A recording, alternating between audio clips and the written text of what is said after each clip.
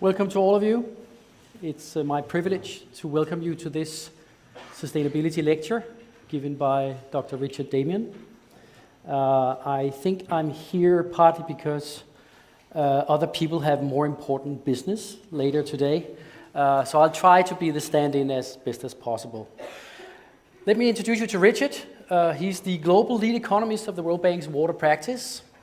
He has had several positions in the bank, Africa, Asia and Latin America, so you can say that Richard is well-traveled also within the bank, you could say, right? So this gives him not only insights, but also certain level of stamina, I would say, if you're traveling the bank as much as people can do. Prior to joining the World Bank, Richard was a professor of economics at University of Adelaide in Australia, and he focused a lot on corruption and environmental policies. Right? There's an intricate link between resource conservation and institutions, and in particular corruption. This has been very good, and it's an interesting area, and he's published more than 100 scientific articles, not only on this topic, but on several topics, but mainly related to environmental issues. Today, Richard will talk about the challenges to current water management, in particular the management policies in terms of increasing demand for water from growing population trends, and also the changes in water supply, partly because of the change in climate. I'm not an expert on natural resource economics, but I spent sufficient time at the old life sciences, now part of the science faculty. So I can tell you that whenever we had seminars in social science and economics, people would ask, so what about population policies? And remember, the true scarcity is going to be water. So from that, I can assure you that today's issue is pertinent and we need to pay attention to what's going on. So please welcome Richard Damania.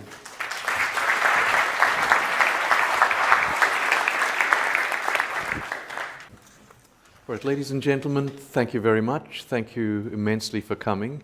It's genuinely an honor to be here. It's always a pleasure to be in your countries. This is, I think, my second visit here, and it seems to get more beautiful, the city, every time I visit. So it's an honor, and thank you for coming. So the talk today, it's really about connecting the drops. We're going to try to connect the drops between farms that have to use a lot of water. You need water to grow everything. Firms, you may or may not know this, but to manufacture anything you need water. And people, we can't survive without water. And the environment which holds the water and brings it to us. The water is part of a closed cycle that we actually need it from.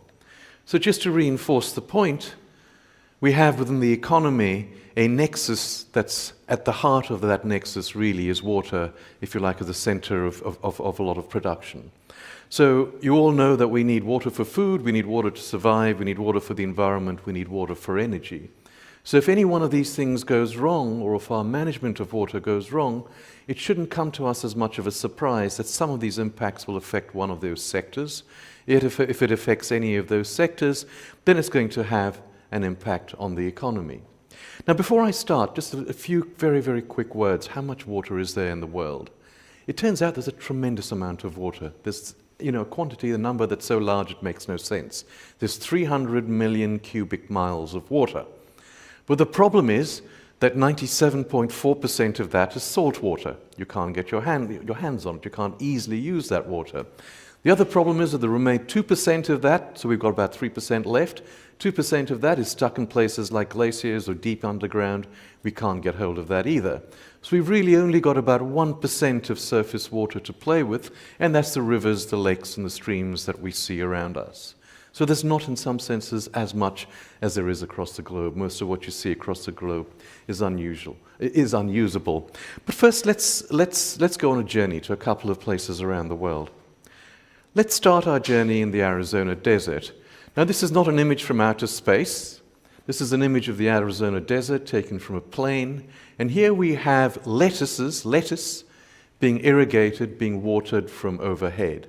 Now, if we irrigate a thirsty crop like lettuce in a desert, you typically lose about 30 to 50% of the water through evaporation.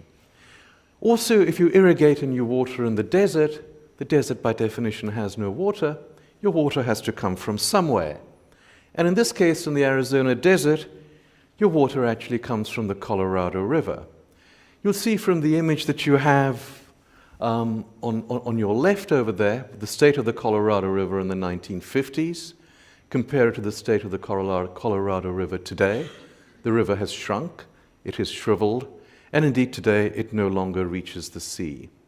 Why is that important?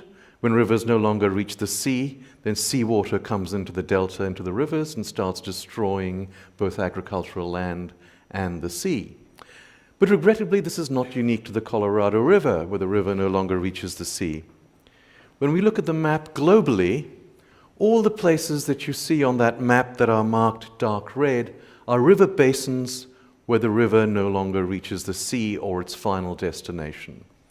For 12 months of the year, that's the dark red.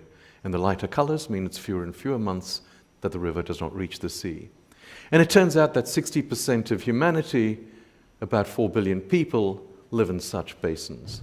So that's exhibit one, our first sign of stress of what we're doing to this resource. In some, we're overusing it, right? Not enough of it is going to the sea, and that causes an environmental damage and environmental externality.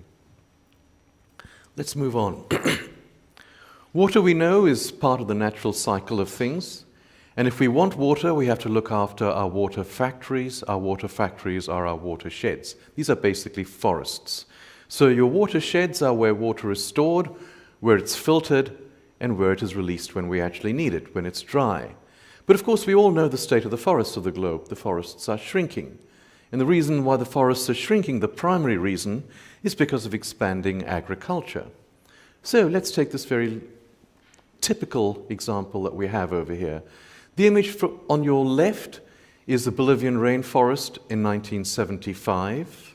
Exactly the same spot, 30 years later, is the same once was Bolivian rainforest, is now a soybean plantation. So the soybeans from Bolivia are exported to Asia and used as animal feed. The consequence is a water footprint, that is the consumption of water, that's about 18 to 30 times higher than it could be, or some might argue, should be.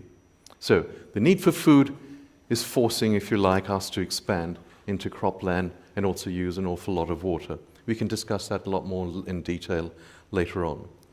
But there's a third type of stress as well that we put on our water. Now, some of you might think that's snow, but then you'd look back and say, but hang on, we can't have tropical palm trees with snow. Well, it's not snow, it's toxic foam, and that is the city of Bangalore in India. All right? Now, this is a problem. We obviously are not going to get toxic foam everywhere, but water pollution is a problem that is increasing as more countries industrialize. And of course, with industrialization, you quite often get pollution, and most of your pollutants end up into rivers. And of course, that destroys water quality, which means that downstream users can no longer use the water. One of the problems with industrial pollution is it's very expensive, very difficult to actually clean it up, whereas domestic pollutants, domestic waste is quite easy to clean up. The chemical waste is not. But this is a third stress that we have on the existing system.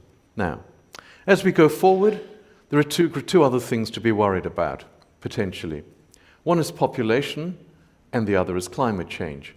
Now, I think we're pretty much on track to have at least another 2 to 2.5 billion people, if not 2.7 billion people. That's okay, but the only problem is that those people, most of the population growth that you've got tends to be in dry countries and in poor countries. Sub-Saharan Africa is where you're going to get most of the population growth. Let me give you just one example. Niger. At the moment, it's got a population of 20 million. By about 2060 or so, it's going to get to about 100 million, 5 times as many people.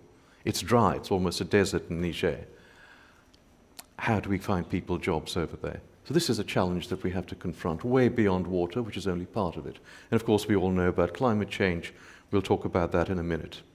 So it's not just the numbers of people that are growing, it's also the way, as we get richer, our consumption patterns are also changing. So as we get richer, we seem to want to consume more protein, and the amount of water you use for protein depends on where the protein comes from.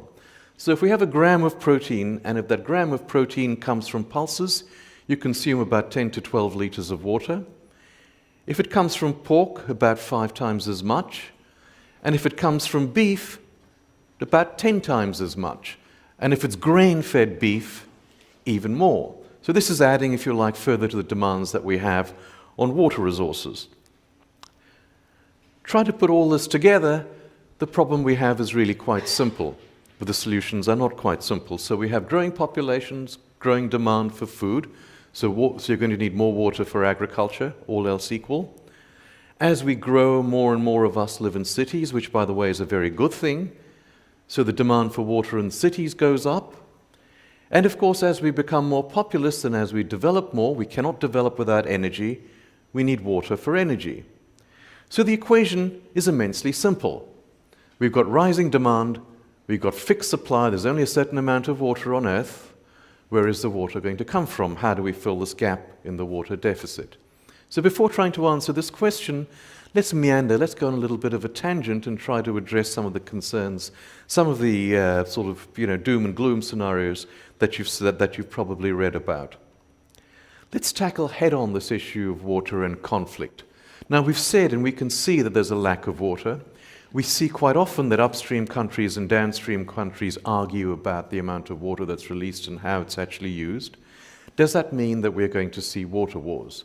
There have been books written about the possibility of water wars, but if you try to look at the statistical evidence, I'm just an economist, so that's what I tend to look at, for the numbers, frankly, it turns out there is no statistical evidence that in the modern era, any countries have gone to war over water.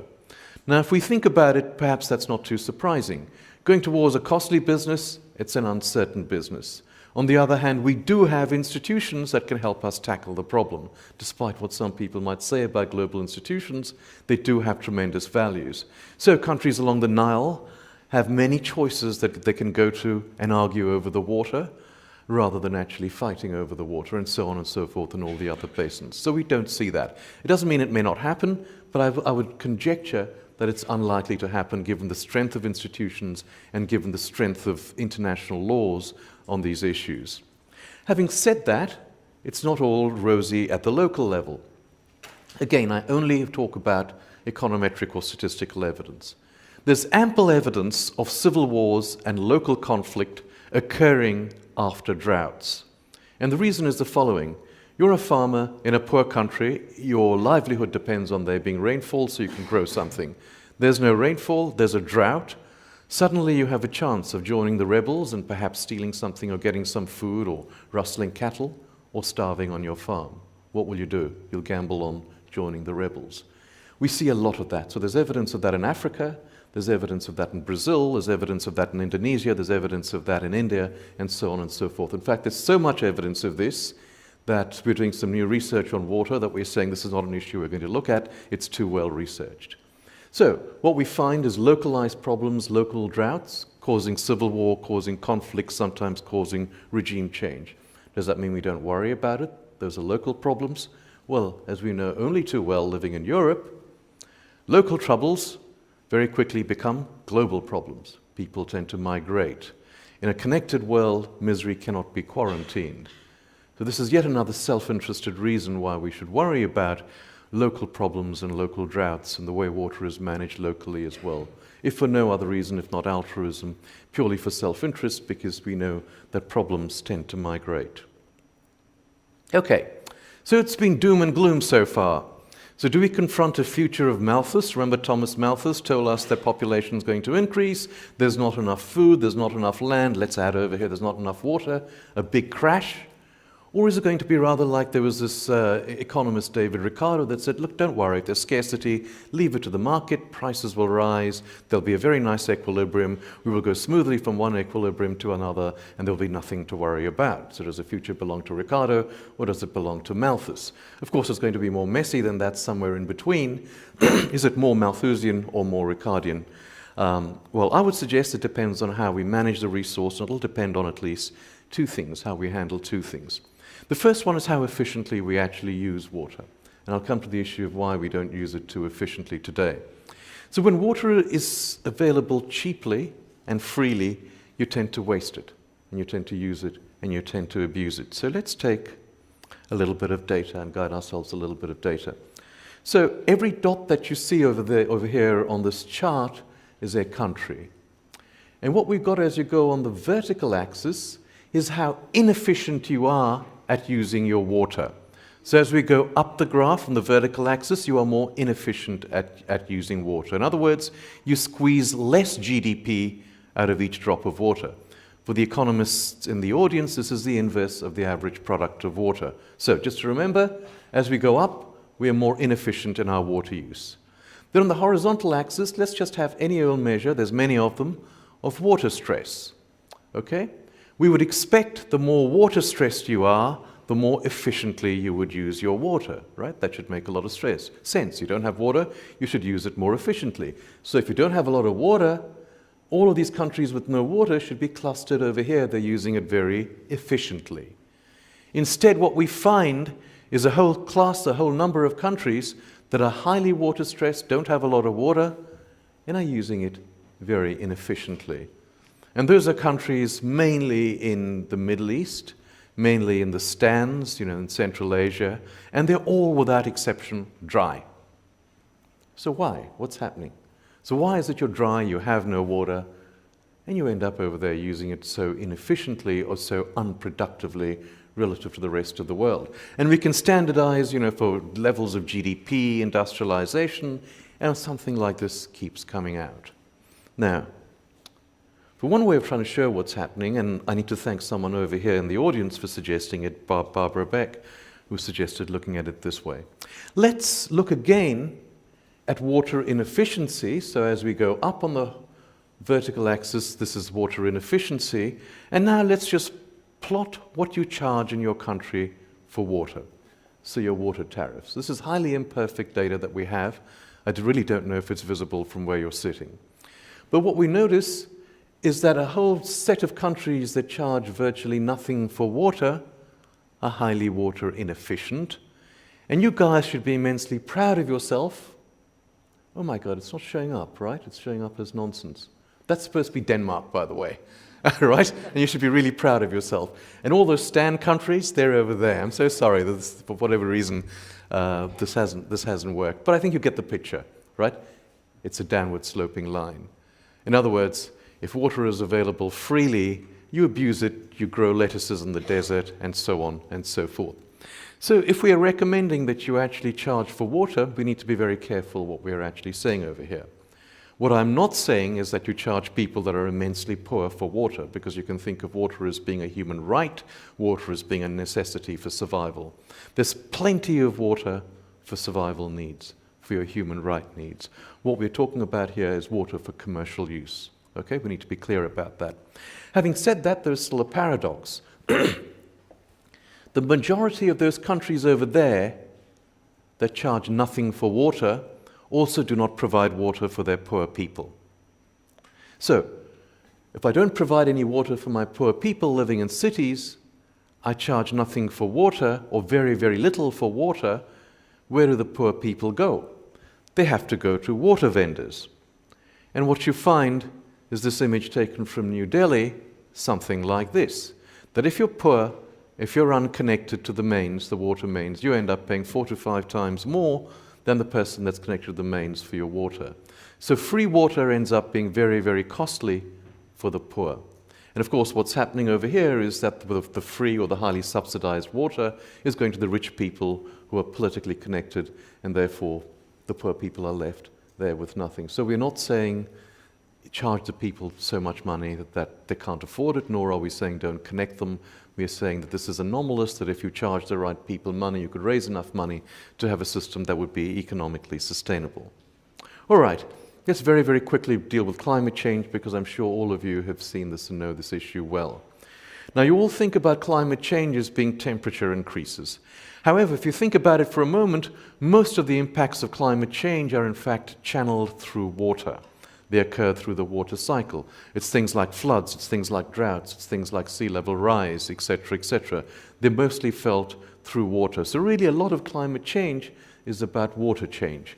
And one of the changes that climate change will bring is in the distribution of water. how it falls and how much it falls. There are many such maps available. They don't always concur, and I'll come to that in a minute. But what you find is a drying, that's the reddish colors, the orange color, in certain parts of the world, and more rainfall, where you get the bluish colors in other parts of the world. In the climate science, for those of you who are doing that, you will know there is no convergence of models in terms of what is going to happen to runoff. There is, however, a deep convergence of models in terms of the variability of rainfall. They all tell you that rainfall with climate change will get a lot more variable. So the moral of the story really is, over here is that if you didn't need to manage your water better with climate change, there's yet a further reason to manage water to promote adaptation.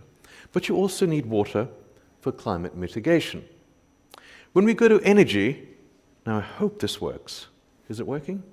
Can you see it? Good. We all know that energy has, or most forms of energy have a carbon footprint. And we all know when we look at the carbon footprint, coal, I don't know if that's visible, is always right at the top of the graph.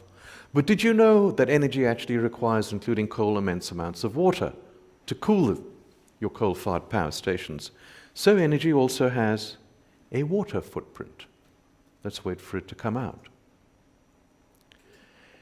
And what we find is some of the cleanest sources of energy are also the thirstiest. They have the biggest water footprints. So we need water for adaptation, and we need water to meet our global mitigation goals. This adds another demand that we have on water, because we do want clean energy, right, to meet the global mitigation goals. Just to point out something that some of you know, but not everyone is necessarily familiar with. Okay, let's now go to solutions. Frankly, you've got fixed supply, pretty much a fixed supply of water globally, not much you can do about it, and you've got runaway demand. What can we do? We can try to tackle the supply side to the best of our abilities. We can do things like desalination, we can build more dams, we can try to recycle more water. Those are supply side interventions. Or we can work on the demand side, and one of the key things we can actually do over there is try to reallocate water from users that are inefficient to ones that are more efficient. Or we can pin our hopes on some magic technology that may or may not actually occur that might save us and might be the panacea. So let's very, very quickly go through these. So I'll just be another 5 minutes perhaps, and let's see where we might end up. Let's talk a little bit about the supply side. Let's start there with desalination. Okay, you all know what desalination is. This is taking salt water from the sea and either boiling it and then cooling it and getting the steam, or pushing it through a bunch of membranes. Either way, it's very energy intensive. So let's compare the costs. Let's go through this. Let's see. So if we talk of conventional surface water, per cubic meter, your cost is roughly out there, right? Way, way, way under about 50 cents per cubic meter. If we go to desal, all of the data that we could find, we went right around the world to look for it, it's an order of magnitude higher. So what this is telling you is desalination is very expensive. The reason why it's very expensive, go over here, is the huge energy cost, right? And energy is never ever cheap. And that means that you will not be able to use desalination for irrigation. It's too expensive. That also means the more efficient you become at using water, the more value you get from your water, the more economic desal actually becomes. Right? So to put very simply, if I'm producing something of absolutely no value, it makes no sense to use desalinated water. If I'm producing, say, a chip for your computer that's very, very high value added, it makes sense to use the desal water, or perhaps for human uses, and so on, right? So that really makes a lot of sense. There is, however, a but and a however to desalination. Firstly, it's very, very heavily energy intensive, so you get greenhouse gases most typically, depending on what source of energy you use, of course. And then the other issue that I'm sure a lot of you know is this. This is the brine that comes out, the salt that comes out. I desalinate the water, the salt has to go somewhere. Most typically the salt goes back onto the coastline. Just Google the images of the coastlines around Dubai, Kuwait, places like that. They're ghastly, right? Just covered in salt. So it really, really, really damages the coastline, the fisheries, and so on. So it's not without environmental consequence, and it's expensive, which really tells us, given today's technology, this might change. It is so far really a boutique solution. We can do desal for cities, but we can't do it really to address the supply side problem. The other big way to provide yourself with more water is to store it, big dams, right? And that is a map that you see of all the dams that all the big dams, not all of the dams, all the big dams that currently exist on Earth. There's a lot of them, and there's about 40% more planned and in the works. If you look at where the 40% or more planned and in the works are today, these are the ones where the funding has been approved. So the plan is in, the funding has been approved, construction may or may not have started. Okay, so if you get the money, that's your battle solved, basically. They're all there, either East Asia or India. So there's massive, massive construction happening over there. My conjecture is, given from where I sit and all the stuff that I read, give it 3 to 5 years, and it'll be even redder there in Africa. There's going to be massive building, okay? I know it's very controversial. Do it to your heart's content. However, will it solve your problem? I can assure you, and I'll talk about it a little bit more, it will not. For the following reason. If I provide you with water, and if I provide it for free, then what you do in the middle of a desert is you start growing lettuce, or more realistically sugarcane, rice, or cotton, as we have seen, because you're not paying for it. It's free. So why shouldn't you do it? Or what happens quite often today, you have leaks in your pipes, and those leaks are left unrepaired for decades on end. Indeed, today, 40% of water in developing countries is lost through leakage rather than being delivered to households, right? Water is free. It's cheap. Why not do that? All right? So if you're going to do all of the other stuff, minimally what we should be doing is, if you're a commercial producer, pay for the water. Put very simply, I think what's reasonable to say, and everyone could agree with over here, is if you're a farmer, you drive a tractor, you put diesel in the tractor, no one says that diesel should be free. You should pay for that diesel. Likewise, if you're going to use water, you should pay for that water, right? And that will hopefully promote more efficient uses rather than this sort of problem. Let's now go a little bit into economics. Let's get a little bit technical. Let's deal with the reallocation problem. So we did a very simple exercise just before the Paris COP to try to work out, what does all of this mean in economic terms? And what we did was we took a standard macroeconomic model, something called a general equilibrium model, and we put water into it, and then we churned it, and we said, what's going to be the economic consequence? So let's start with the baseline. So we took the population forecasts from the climate change literature for 2050. We take the climate change scenarios, some of which you saw, I showed you on a map, what's going to happen to the runoff, the supply.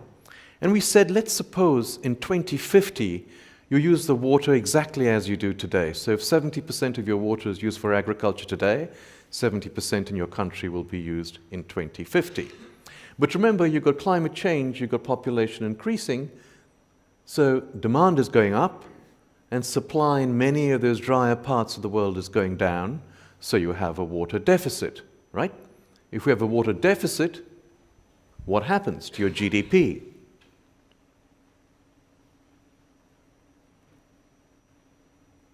It turns out that in many of those dry places, your GDP declines.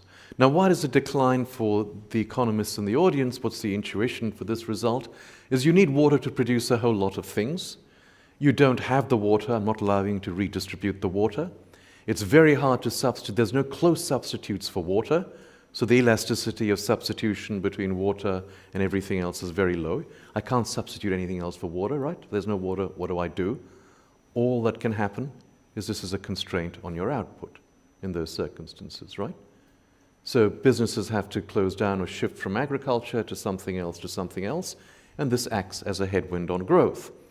So now let's perform a very simple experiment. Let's just take 25% of the water that you're using and give it to the more efficient users. So it's a very simple conceptual experiment.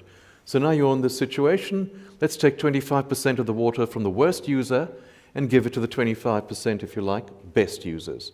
So we're using water more efficiently, we are getting more GDP out of every drop of water. Then what happens is in a lot of parts of this world, we turn, if you like, a headwind on growth, a brake on growth. We totally neutralize the effects of climate change. There are, however, some regions of the world, particularly the Middle East, where water scarcity is so severe, this 25% reallocation does not help. But the moral of the story is not to believe the result literally, but to try to get a sense of the fact that actually using water more efficiently can help us with a lot of our climate problems, can also help with economic growth and a lot of other concerns that we have in terms of sustainability.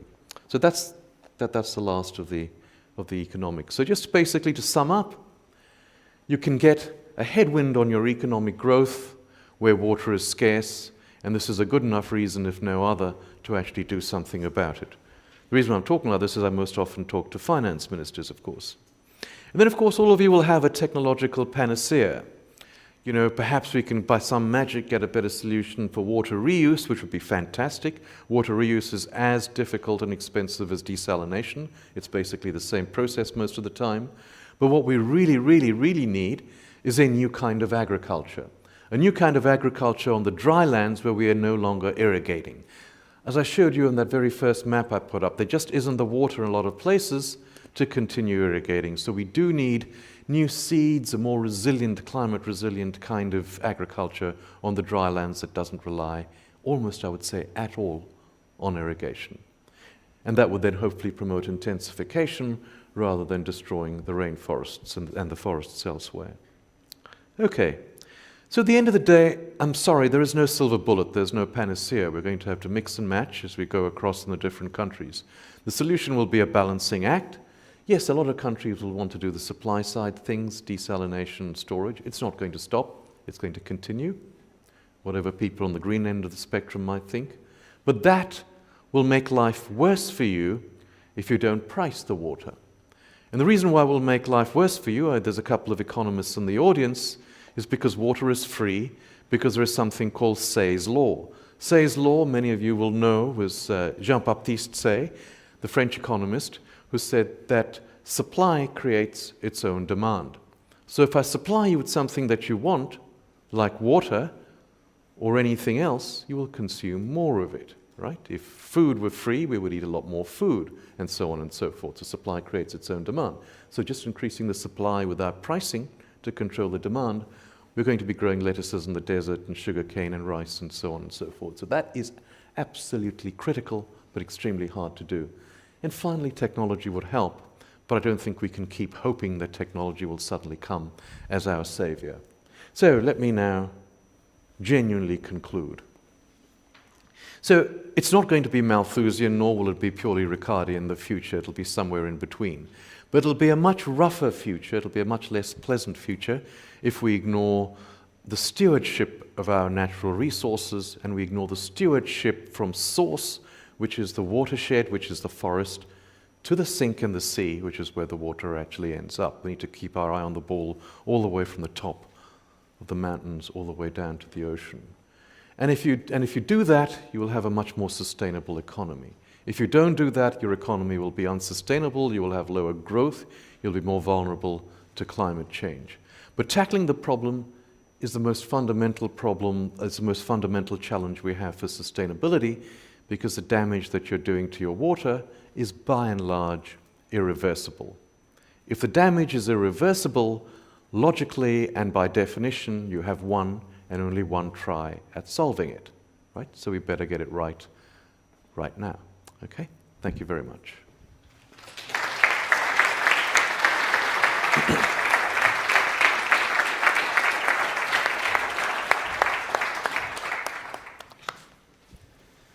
Thank you very much.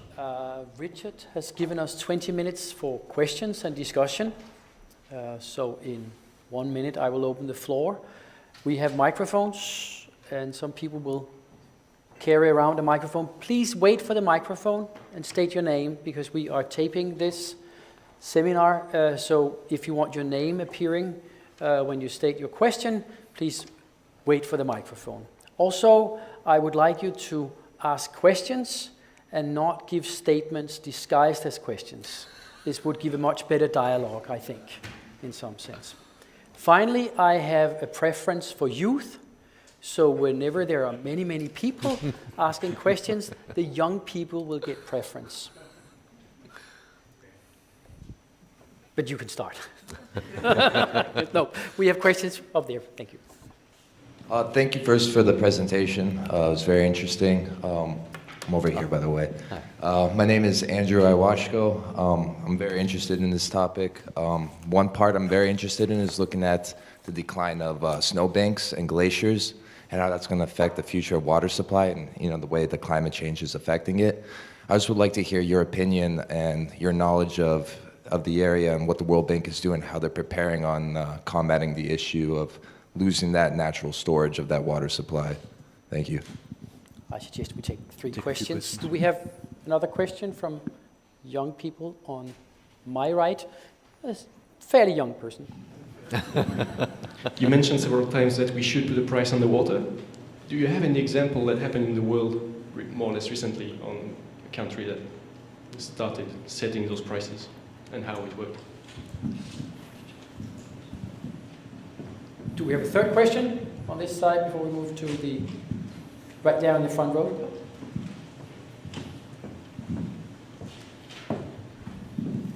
Thank you. Hans Otto, Danish Institute for Human Rights. You had the chart of the most inefficient water users, and it was many of the countries were located in Central Asia. And these are countries where you may say that institutions are weak or at least not democratic. So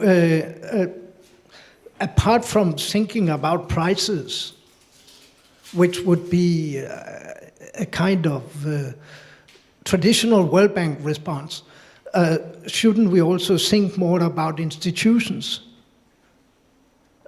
Thank you. Shall I take those? Okay. So glacier melt. Yes, I think there's a lot of work, there's a lot of enthusiasm for capturing the water that comes off the glaciers and building dams. So when I put that marker and showed you that map, a lot of that, for example, was the Himalayas, a lot of that was parts of Central Asia. So there's a lot of activity happening over there, immense amount of activity, right? And the bank's not necessarily involved in all of that, it's just happening. So there was the question on cases of pricing water. And there's this anomaly that at least water for cities is very well priced in most developed countries of the world. And the reason why it's so doable in most developed countries of the world is you have adequate safety nets as well as very good institutions, as you said. So Denmark has some of the highest water tariffs that we could find. And it's okay, or it's not so bad despite what you might think about it, because you have good institutions, good safety nets, and people are reasonably well looked after. But having said that, I think, and I don't say this because of where I'm from, I think the best example you can ever encounter of water management is in Australia. So there was a 10-year drought in Australia called the millennial drought. And Australia has this system where if I'm a farmer and if I'm not using the water now, I can sell it to you if you want the water. And I can decide not to use the water. So there's a drought and I'm planting wheat, and you say have higher valued grapes for wine or apples or something else, you can buy the water allocation off me. And you can buy it in advance in case you decide to hedge and say next year might be a drought as bad as this year. And as a consequence of that, you had this drought that was more severe than the country has seen in its entire white colonial, post-colonial history, and agricultural incomes did not decline. Right? That's almost unheard of. And that shows you how efficient the system actually was, and in a sense how much slack there might have been in the system as well to have allowed for that to happen. But happy to talk about that in any amount of detail that you want. So, totally agree with you, so on Central Asia. In fact, you cannot price water if you don't have good institutions. It's just simply not possible. It simply makes no sense. So the solution that I put up, it's not going to be something that countries can implement overnight. It's going to take a decade and sometimes decades long to actually do that. But I think the point that I'm trying to make is if we don't start seriously thinking about these issues now, and if we don't develop a ladder of interventions saying you're here and this is what you can do. And Australia's up there, and once you get the institutions like Australia, that's what you can do, and Peru might be somewhere there, and so on and so forth. So it's going to be, there's no one size fits all, but I don't see an alternative to going in this direction. If there is one, I'd be delighted to know. Hello.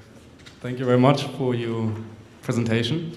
And as you're talking a lot about prices, I'm wondering in which way they're going to be formed, if it's like private institutions or the state that is still going to govern it. Because I don't know how it is in Denmark. I'm from Germany, Berlin, but in Berlin we also had the case that it got privatized, and then the prices got too high because there was no fair competition with it in the market. So it also led to another bad situation, just maybe the water abuse got less, but still economically it was not or far from perfect. And now the state is going to rebuy all the water facilities. So how do you think of that problem? That's a great question. My name's Scott. I work with Smarter Cities here in Denmark. You mentioned the case of water that was trapped beneath the ground in what we call aquifers. Unfortunately, there's a large North African country which is planning to drill beneath the desert of their country, install a huge pipeline to distribute this free water, which is not free to get up, as you pointed out, it costs energy, and then empty it. And of course, we don't know how long this will last, but all of this investment can only be used once. Once you've exhausted the resources, they're done. What do you think about this? Is this sustainable? Jette Hansen, I would just like to ask if you could say a bit more about the new kind of agriculture, which is not relying on irrigation in the dryland area. Mm-hmm. What do you have in mind? Is it agroforestry or is it something totally different? What kind of? Let me deal with the first question. So the first question, really important, that we need to tackle it head on, is this issue that who sets the price of water? Right? And in particular, we encounter this problem in cities. If, for example, there's a private company, and there's lots of private companies around that deal with water, that buys the water utility to the city, there's only one pipe that goes into the city, that utility has a monopoly. So in economics, we call that a natural monopoly, right? There's only one pipe that can get to your home or your city. And if I'm the owner of that pipe, you know what? I can exploit my market power like every good monopolist will always ever do, right? So what that calls for is very good regulation to stop that from actually happening. And I have to say, as an economist, I'm not overly enthused with a lot of the literature that I've seen, particularly in the water area, on actually tackling this.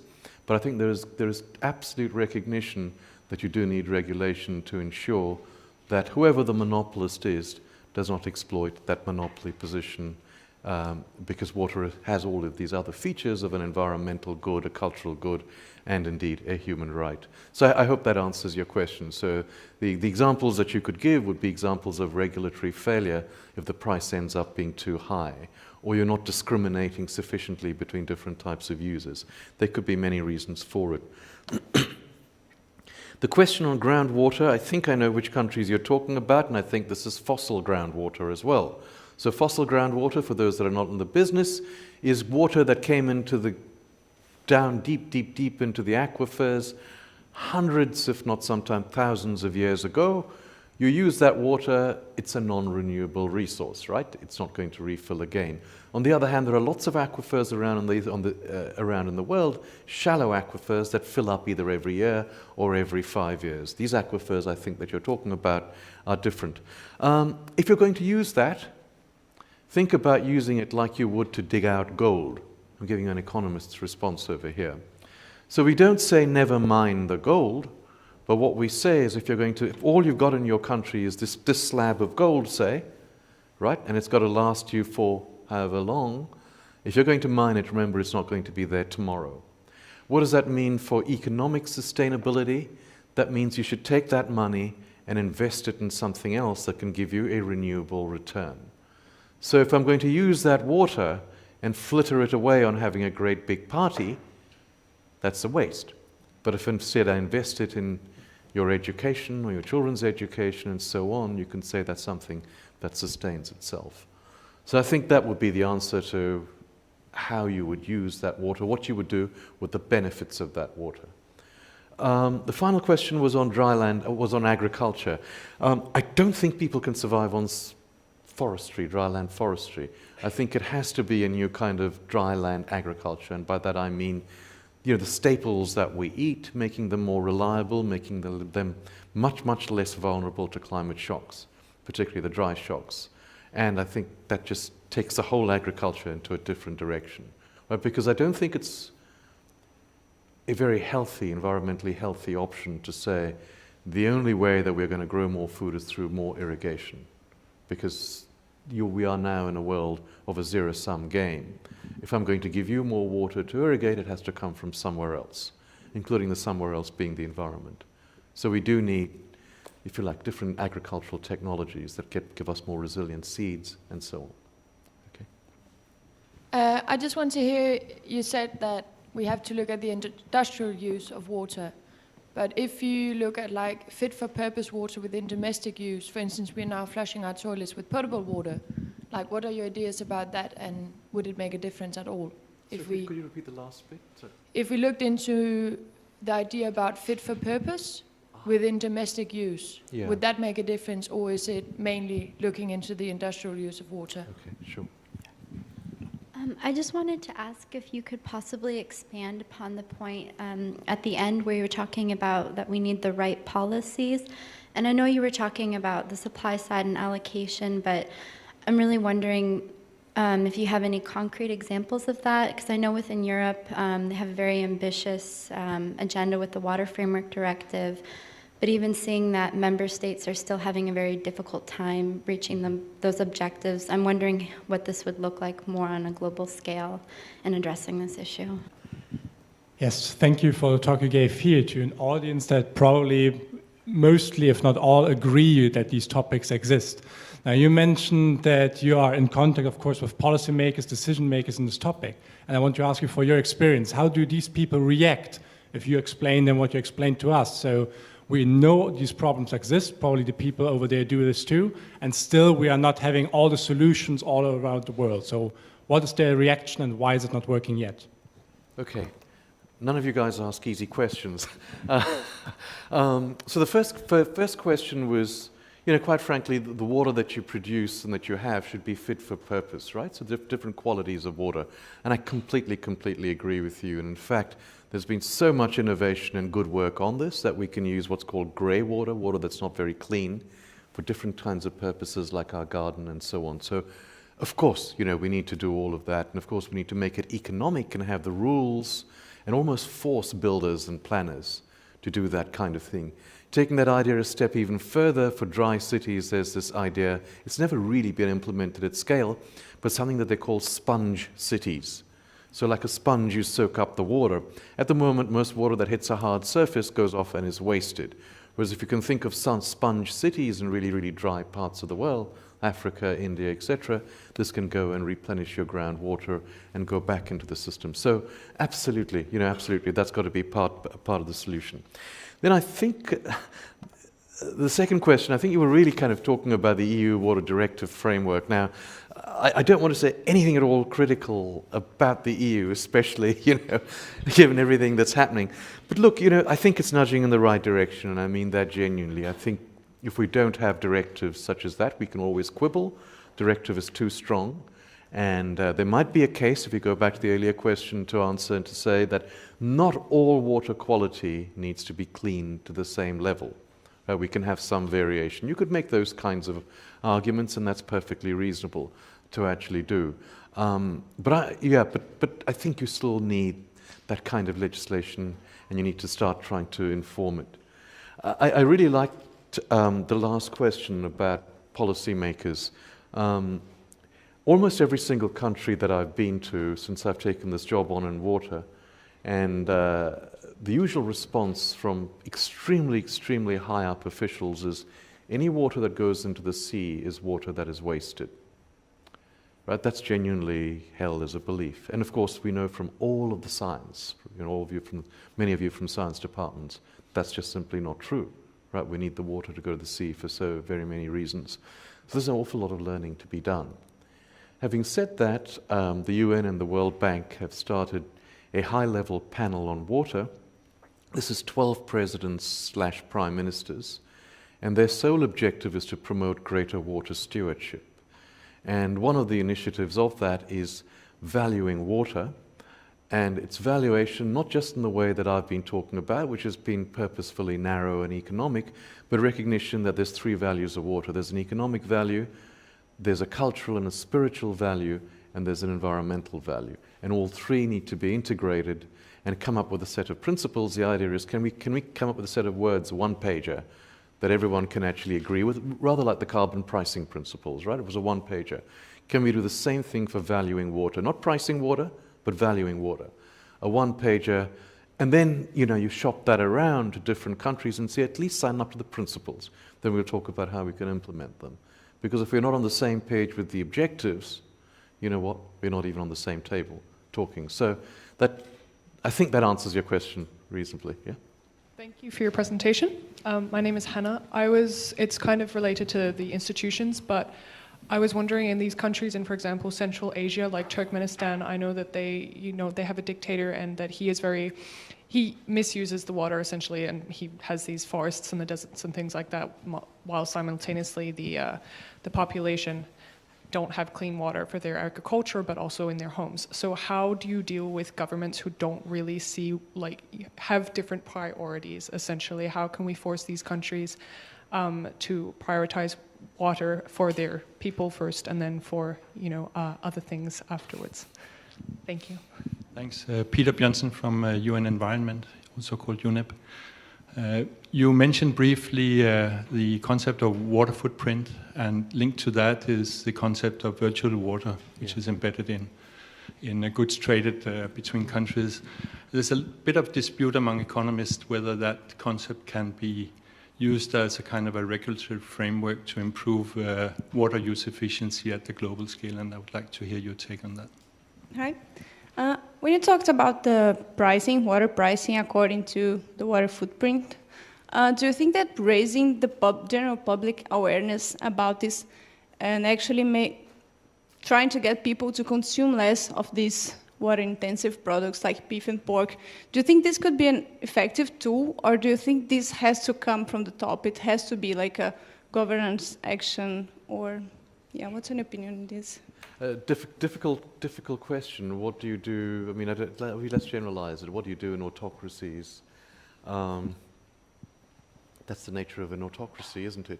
You have to try to convince the leader, and the reality is not very much, which is why democracy can be so important, and why it actually needs to work. And I think that's the same in all modes and everything, whether it's water, whether it's agriculture, in anything else. So I'm sorry, I can't say very much. I don't have a solution. Peter, so Peter's question, if I understood it rightly, and I'm just going to express it so everyone can understand what it is there is this notion of virtual water. It sounds opaque, but it's not. So anything that you produce, like this that we produce, has water. Some water went into its production somewhere. And we call that the virtual water. I'm not seeing it, but it's implicitly in there. And now suppose this was lettuce, right? And Peter's living in a country that's very wet, like Denmark. He grows the lettuce and sells it to me. I'm in Saudi Arabia, where I have no water whatsoever. This makes a lot of sense that Peter has a lot of water. I have no water. I give Peter oil, and I sell Peter oil, and Peter sells me the lettuces. So the idea is that virtual trade in water allows countries to trade according to their natural comparative advantage. Now, the concept has an awful lot of appeal. I see nothing wrong with the concept, but to be honest with you, I haven't done enough research. I'm in the middle of a paper on examining this issue in more detail to try to work out how much of a difference does it make today, and B, how much of a difference can it make tomorrow when we go forward. So I mean, I've got a hunch, but I don't have a proper answer that I can give you with any confidence. That it helps, no doubt, with the complication that we are finding at very early days, my results may not hold, is that it is not the case that you sitting in Denmark are actually producing and exporting the lettuce. You could be sitting in the middle of Saudi Arabia and exporting the lettuce, right? So we're not seeing virtual water trade occurring from water-heavy goods being sold out of countries that have a lot of water. Quite a lot of water-heavy goods are being made and sold out of very dry countries. But I can't swear to that. That's work in progress. I'm really sorry. I can't give you a better answer, Peter. And the final question was on public awareness. You can even go a step further. There's all this literature in behavioral economics, behavioral change, nudges, and all of that's tremendously important. But what we know from behavioral economics is it cannot overturn incentives. So on the margin, I can nudge you and encourage you, for example, to eat more fruit and do all the right things. But if fruits is so expensive that you simply can't afford it, no amount of nudges and no amount of awareness is going to allow you or compel you to eat fruit, which is good for you. So that's just a very simple way of really saying that it's part of the armory, it's part of the various policies that we have, but we can't wholly rely on it. And I'd say the same thing, by the way, for technology. You know, it would help tremendously, but I don't think we can pin all our hopes on that. Okay? It's 4 o'clock, and I'm sure Richard is grateful for all your good questions. Absolutely. And I think we should thank Richard for the answers and the discussion.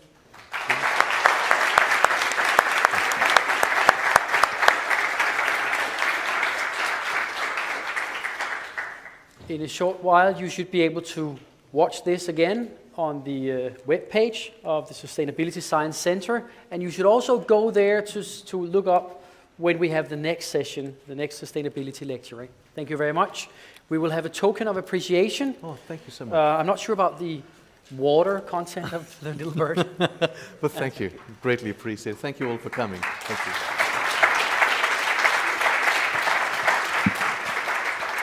Thank you.